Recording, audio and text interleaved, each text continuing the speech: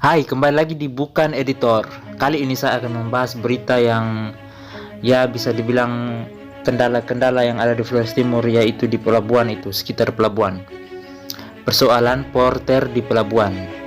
Jadi sebelum itu jangan lupa like, komen, dan subscribe biar channel ini dapat iklan supaya saya bisa traktir kalian semua. Terima kasih. Persoalan porter di pelabuhan Larantuka saat kapal Pelni sandar adalah persoalan turun-temurun yang sampai hari ini para pemangku kepentingan di Flotim tidak mampu menyelesaikan. Bayangkan saja, porter dengan seenaknya memaksa para penumpang harus deal dengan harga yang fantastis. Ironisnya, seolah terjadi pembiaran oleh aparat yang bertugas di pelabuhan saat kapal sandar. Ini bukan lagi sedikit biadab, tapi sangat biadab. Penumpang dengan keterbatasan persiapan biaya perjalanan dipaksa porter mengangkut barang-barang penumpang dengan harga selangit. Ini penyakit akut di pelabuhan Larantuka yang sampai hari ini masih terjadi. Pemda Flotim mandul, DPRD Flotim buta. Parpol cuma bisa tebar pesona sana sini hanya untuk kepentingan sesaat, sedangkan persoalan yang menyangkut hajat hidup rakyat kecil tidak mampu diselesaikan. Postingan Januar Bala Lamblawa Selasa tanggal 3 bulan 8 2021 baru-baru cukup menarik perhatian pembaca. Pasalnya, Januar mengambil pemantauan sekilas tentang situasi di pelabuhan laut di Lamaholot, Larantuka, Adonara, Solor, dan Lembata. Dalam postingan itu disebutkan dua susunan yang kontradiktoris.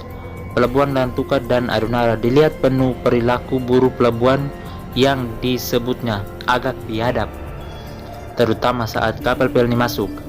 Buruh kapal menarik penumpang dan sedikit memaksa meminta membayar sesuai yang dikehendaki dan bukan atas kesepakatan. Mengerikan. Keadaan itu berbeda dengan yang terjadi di Lembata dan Solor. Di sana demikian Januar. Di kedua pelabuhan ini orang menawarkan harga yang pelayanan secara santun dan jauh dari kesan pemaksaan. Yang jadi pertanyaan, mengapa perilaku itu seperti itu? Apakah perilaku di pelabuhan ini menggambarkan perilaku orang yang mendiami tempat itu karena disebut sebagai pintu gerbang dan bara motornya? Terhadap postingan di atas, ada sementara orang yang mengaitkan dengan komunitas tertentu disebut oleh seorang netizen bahwa kalau ditelusuri maka ada indikator untuk menyebutkan bahwa orang yang sama sebenarnya berasal dari komunitas tertentu. Tentu mengaitkan perilaku di sebuah tempat publik dengan komunitas tertentu sangat tidak beralasan. Kalaupun tidak kesamaan dalam hal komunitas asal para buruh pelabuhan, tetapi apakah komunitas itu hanya ada di Adonara dan Larantuka? Tentu saja tidak. Komunitas itu pasti saja di Lembata dan Solor. Di sini bisa saja ada pertanyaan balik. Kalau ada komunitas itu di Lembata dan Solor, maka mengapa di sana tidak terjadi seperti itu? Dengan demikian, tidak tepat mengaitkan keamburadulan dalam hal pertanyaan dengan komunitas tertentu. Memang peluang itu bisa saja ada, tetapi ia tidak bisa disebutkan sebagai penentu. Membuat perbandingan seperti ini mengingatkan penulis akan kenangan di tempat lain, kali ini tentang Batam dan Singapura. Bagi orang yang berpergian dari Batam ke Singapura via penyeberangan feri Batam Center, misalnya, selalu diingatkan bahwa sesampai di Singapura orang tidak boleh membuang sampah sembarangan. Yang terjadi apabila orang Singapura datang ke Batam, maka ketika mereka tiba, kerap mereka juga membuang sampah sembarangan. Hal ini menandakan bahwa bukan soal komunitas asal, tetapi kondisi di daerah itu turut membentuk perilaku orang. Namun, berhenti untuk hanya menyangkali adanya komunitas tertentu yang dominan tentu tidak cukup. Yang perlu disepakati bersama bahwa gelagat dan perilaku orang tertentu bila terus dibiarkan maka akan menghadirkan cap negatif. Hal inilah yang perlu mendorong adanya perubahan. Kalau demikian, maka apa yang perlu dilakukan agar pelabuhan tidak menjadi citra buruk baik daerah atau pulau yang sebenarnya tidak seburuk yang ditampilkan di pelabuhan laut? Pertama, perlu adanya perubahan yang radikal. Hal ini terjadi karena perilaku porter di pelabuhan Larantuka dan Wairang menghadirkan cap negatif. Jalan keluarnya hanya bisa dilakukan dengan mengadakan perubahan radikal. Untuk model perilaku seperti ini tentu masih bisa dipahami untuk Wairang. Kondisinya bisa disebut mendingan. Tidak tahu apakah hal itu terjadi karena di Wairang tidak disinggahi kapal pelni sehingga perilaku biadab itu tidak terjadi di Wairang, tetapi khusus Larantuka, julukan sebagai kota suci, akan segera terhapus oleh perilaku demikian.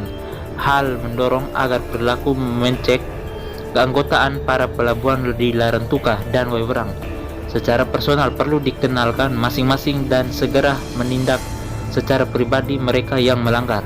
Tindakan ini akan dilakukan kepada siapapun juga terjadi dari komunitas manapun.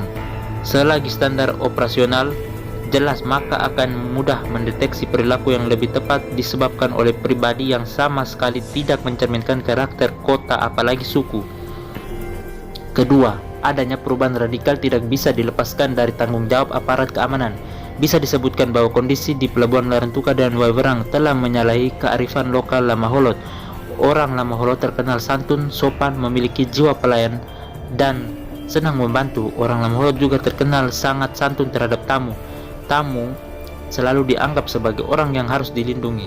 Atas dasar ini, maka perilaku yang barbar yang terjadi di pelabuhan laut Larantuka dan Wairang sangat tidak mencerminkan budaya Lamaholot. Karena itu, upaya dengan tindakan tegas perlu menjadi sebuah keharusan. Mereka dianggap telah merusak citra diri orang Lamaholot secara keseluruhan. Karena itu, tindakan tegas terhadap meluasnya perilaku seperti ini perlu dilaksanakan. Tahun 2013, saat Mitra Tiara sebagai koperasi yang tepatnya disebut investasi bodong, Pemda Vlottim hanya menghimbau. Malah banyak pegawai yang ikut menabung di investasi yang kemudian melenyapkan Rp 1,7 triliun. Agustus 2013, saat berada di Larantuka, saya hanya mendengar bahwa pemerintah tidak banyak bergerak. Mereka hanya menghimbau, padahal fungsinya untuk menegakkan hukum. Penulis justru menginisiasi untuk membongkar hingga hanya dalam sebuah Mitra Tiara itu ditutup. Ini bisa saja sebuah preseden. Pemda saat itu hanya diam. Apakah Pemda sekarang juga seperti itu, juga diam terhadap perilaku barbar di pelabuhan Larantuka dan Wairang? Antara Larantuka dan Wairang memang dipertaruhkan apakah perilaku seperti itu mencerminkan orang Lamaholot. Dan kali ini saya akan membaca komentar dari warga Lamaholot itu sendiri, komentar masyarakat Lamaholot. Yang pertama, Heru Maran, setuju jika dibiarkan akan terus berdampak pada presiden masyarakat banyak tentang budaya orang Lamaholot. Saya lebih melihat seperti sebuah komplotan yang bekerja sama dalam pelayanan bongkar muat. Karena ketika yang satu berbuat, yang lain mendukung. Itu pola kerjanya, dan pengalaman telah mengajarkan saya satu-satunya jalan pada saat pulang dari Jakarta dan dipaksa untuk barang saya dipikul tanpa ada kesepakatan. Yah, berhantam.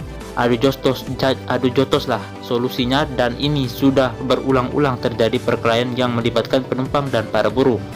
Mereka seolah-olah menggantungkan hidup mereka pada penumpang kapal pelni, dan ini didukung oleh oknum aparat yang sengaja menahan para kerabat dan keluarga penumpang yang menjemput di pagari agar praktek buruk itu leluasa dijalani oleh para buruh. Yang kedua, Robert Bala, mestinya keadaan ini segera disikapi oleh Pemda, tetapi kenyataan Pemda memilih diam dan lebih membiarkan masalah itu diselesaikan sendiri oleh masyarakat. Yang ketiga, Maria Goran Barek, ya zaman sekarang gitu loh, kok masih ada kejadian seperti itu. Coba Pemda bisa lebih perhatikan lagi situasi di pelabuhan.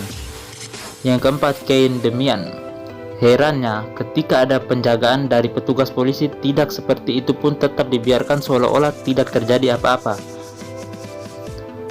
Yang berikut, Ebis Jospiran, persoalan porter di pelabuhan Larantuka saat kapal pelni sandar adalah persoalan turun-temurun yang sampai hari ini para pemangku kepentingan di Vlottim tidak mampu menyelesaikan. Yang berikut terakhir yang saya ambil itu adalah Andika Nayan. Itulah kelemahan pemerintah Kabupaten Flotim, karena masalah ini bukan baru saja terjadi kali ini, tetapi sudah 10 tahun lebih. Karena saat saya pulang tahun 2007 itu pun terjadi seperti sekarang. Para buruh sudah membicarakan harga di batas kapal, dan setelah barang-barang penumpang dibawa sampai di pelabuhan, para buruh itu meminta harga lebih dari kesepakatan di atas kapal, dan saat itu adu mulut di atas pelabuhan sampai penumpang itu pun hampir dipukul oleh buruh. Maka dari itu kami sebagai perantau lebih memilih turun di pelabuhan Lauleba karena buruhnya di sana sangat sopan dan para penumpang yang hendak turun di Lauleba. Oke, sudah begitu dulu. Sekian dulu informasi yang saya berikan kepada pemerintah Flotim khususnya untuk bisa mengatasi masalah ini, turun temurun ini masalah ini. Jadi semoga saja buruh itu juga sadar kalau orang dari luar datang ke Larantuka atau di daerah lain pun bisa jangan terlalu barbar, karena belum tentu juga mereka punya banyak uang. Warga masyarakat itu dari merantau itu hanya kasih uang di kamu saja, pikir itu orang tidak kasih keluarga kok. Jadi semoga saya buru-buru dengar juga ya. Jangan lupa share, penting itu supaya buru-buru dan porter lainnya juga bisa mendengarkan ini. Sekian dulu informasi dari saya. Jangan lupa like, komen, dan subscribe. Terima kasih.